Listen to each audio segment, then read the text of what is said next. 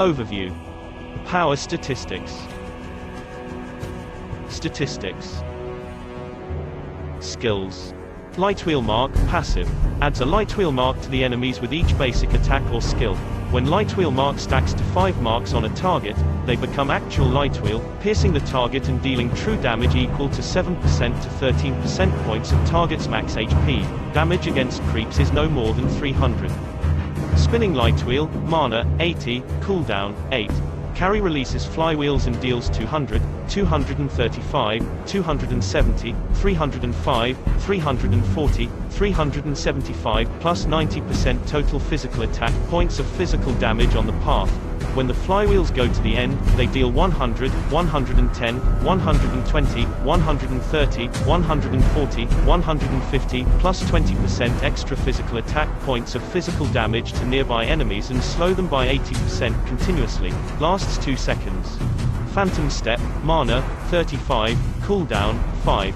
Carry moves towards a designated direction while releasing a lightwheel to the most nearby enemy, dealing 150, 175, 200, 225, 250, 275 plus 70% total physical attack points of physical damage and adding light wheel mark. After entering dual wield mode, she will release 2 lightwheels. Speedy lightwheel, mana, 140, cooldown, 30. Carry enters dual wield mode in the next 6, 8, 10 seconds. Her movement speed will be increased by 20%. Releases 2 lightwheels on each basic attack, but each basic attack only deals 50%, 53%, 56% damage and her attack speed is reduced by 20%. The story of Karrie. Alagat is a mysterious high-tech empire, where the strange race of Yasen live. With human looks but deformed feet, they are agile and born to fight. They excel at technology too, and built themselves a great civilization with the power to invade other nations.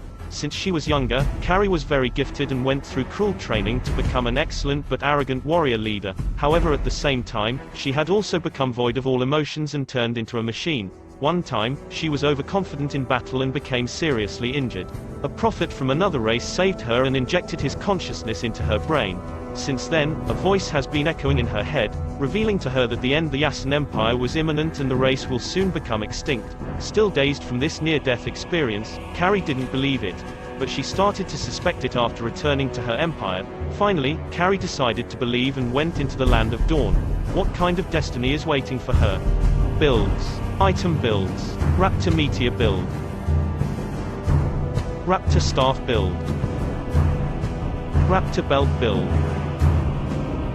Emblems. Marksman emblem.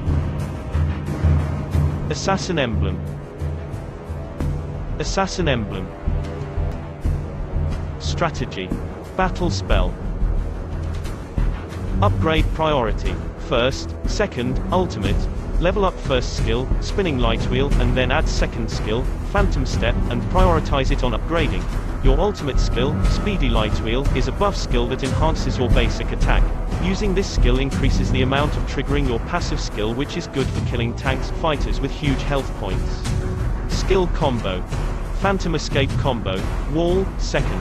You can use second skill to escape from enemies, but to increase your survivability, you can use it to pass through walls or obstacles leaving your enemy behind. Lightwheel poke combo. First, repeat. Your first skill is good for clearing wave of minions, but it can also be used to poke at enemies. Phantom lightwheel combo. First, second. First skill causes super slow movement effect to enemies, which can also be used for preventing them to escape. Your second skill is really good at creating distance between you with your enemy or to dodge their attack while damaging them, but be careful, any mistake when using this skill will only make you become closer to your enemy and allowing them to kill you easier. Karrie's speedy lightwheel combo. Ultimate, first, optional, second, attack. This is obviously Karrie's main combo. Use this during teamfight. You can target tanks because you counter them, but please do take note that you should use the ultimate wisely as it lasts a couple of seconds only. Playing as, versus playing against. Playing as Karrie. Playing as Karrie is marksman who specializes in true damage. The The color white damage you see when her passive skill hits an enemy. She has high offense and difficulty rate in Mobile Legends, which makes her a great marksman. Her specialty is to reap burst damage, and trust me, Karrie can be a pain in the ass for some, especially for tanks and durable heroes with high HP like fighters. In terms of her skills, Karrie's first skill is very useful in killing a wave of minions as long as they are compressed with each other, plus this skill is really annoying towards enemies because of the slow movement effect which prevents enemies with no dash blink skill to escape. Her second skill is what makes her a grasshopper. Lol, just kidding. This is her main escape skill, but it's very short in range, so take note of that. Also, this skill will throw a light wheel, similar to her basic attack. Karrie's ultimate, a buff to her basic attack. Instead of throwing only one light wheel, it becomes two during her ultimate. The additional movement speed is also very good, of course, nice mobility for repositioning, chasing or retreating. Lastly, Karrie's main damage is from her basic attack, and passive skill, so items such as Demon Hunter Sword, and or Golden Staff is the best gear suitable for her. Speaking of item, this hero is still very reliant to that. You need to enhance her basic attack with the items suitable for her to fully unleash the real monster Karrie. Playing against Karrie. Playing against Karrie is a marksman, who can end any tank's whole career, fighters with high HP too, due to her passive skill that damages target according to their maximum health. So how are we going to counter this hero? Karrie is indeed a marksman to be feared with, but this hero can be easily countered by many heroes. We already discussed that she counters tanks, but actually some tanks also counters her. Hero tanks such as Lolita, her second skill will nullify her basic attack since it's considered as projectile object that can be blocked by her shield. Another tank that can counter Karrie is Khufra, due to his second skill bouncing ball could air knock Karrie, when she leaps towards Khufra's ball plus. Khufra is equipped with so many crowd controls that could really counter Karrie by any means. Other tanks like Akai, Franco, Johnson and Tigreal could counter Karrie too, due to their heavy crowd control skills, but it still depends on how you can outsmart a Karrie enemy, especially the pro Karrie players one. Lastly, Karrie has a short range for being a marksman, and this makes her prone to crowd controls, so as much as possible you or your allies should know that Karrie is worth countering for, because if she finds a way to free hit your team, girls, say bye bye to your star. Gameplay. Game strategy. Early game. At the beginning of the game, prioritize buying Hunter's Knife, it's the tier 1 jungle items, and later on buy 2 magic necklace because Karrie is a mana sucker, so she needs to buy them to suffice mana consumption. Don't worry, because you can build this 2 items into demon boots later on. Immediately go to top or bottom lane, but I prefer Karrie to be in bottom lane. Mid lane is not really an advisable lane for her, someone deserves that spot, so leave it alone. Then, clear the first wave of minions when they arrive. You can also play a bit aggressive this early, try to poke enemy with your first skill once in a while. Make sure to hit minions as well to maximize its area of effect, plus the slow movement effect will help to hit the target with basic attack.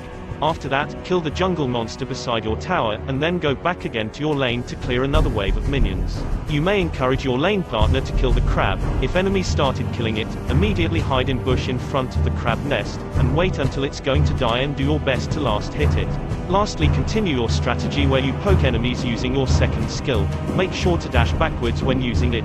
Also, you must avoid getting into serious fight, because you are not that strong in early game, but if there are nearby teamfight happening, you can help your allies by either saving them or helping them killing the enemies.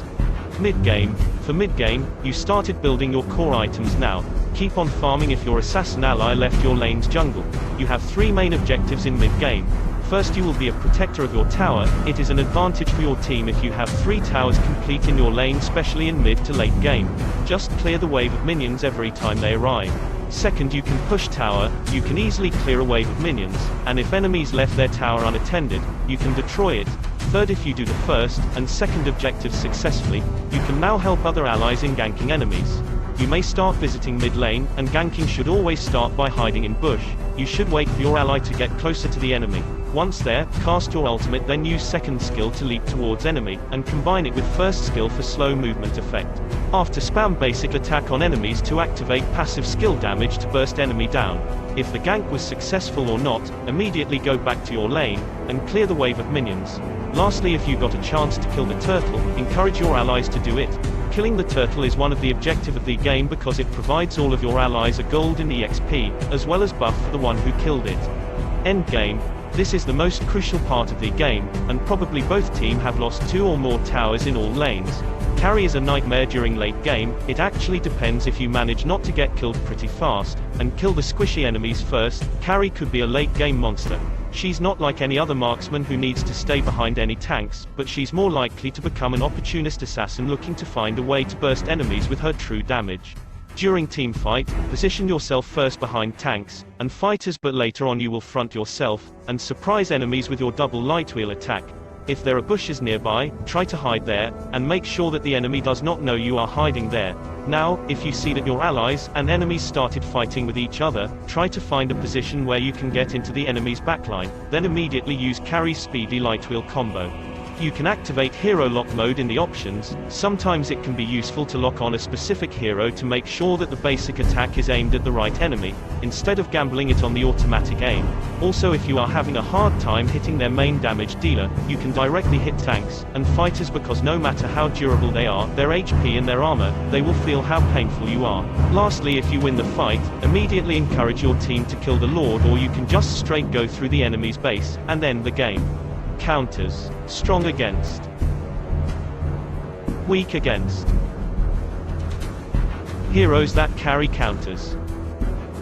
Heroes that counters carry. And that's all for Carrie's character in Mobile Legends. Please like, share, and subscribe to my YouTube channel, and don't forget to hit that notification bell button down below for more new updates and new videos upload. Thank you for watching. Peace out.